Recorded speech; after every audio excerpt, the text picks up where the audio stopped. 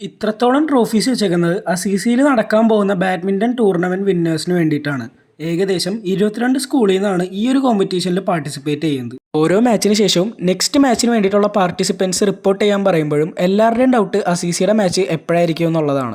2 വെന്യൂലായിട്ട് ഏകദേശം 6 കോർട്ടിലാണ് മാച്ചസ് നടന്നുകൊണ്ടിരുന്നത്. കാര്യമായ രീതിയിൽ സപ്പോർട്ട് കൊടുക്കാനായിട്ട് ബാബു സാർ അപ്പുറത്തെ വെന്യൂലുണ്ടായിരുന്നു. തിരിച്ചു വന്ന് നോക്കുമ്പോഴത്തേക്കും മാച്ച് കാണാനായിട്ട് കുറച്ച് പേരൊക്കെ ആയിട്ട് വന്നു തുടങ്ങിയിട്ടുണ്ട്. പിന്നീട് കോർട്ടൊക്കെ തുടച്ച് വൃത്തിയാക്കി അടുത്ത മാച്ചിന് വേണ്ടിയിട്ടുള്ള പ്രിപ്പറേഷൻസ് സ്റ്റാർട്ട് ചെയ്തു. അസീസിയുടെ മാച്ച് നടക്കുമ്പോൾ കപ്പായിട്ട് വരുന്ന അലൻ ടെൻസന്റെ മാച്ച് കാണാനായിട്ട് ഒട്ടുമിക്ക എല്ലാവരും തന്നെ അസീസിയിൽ നിന്നുണ്ടായിരുന്നു.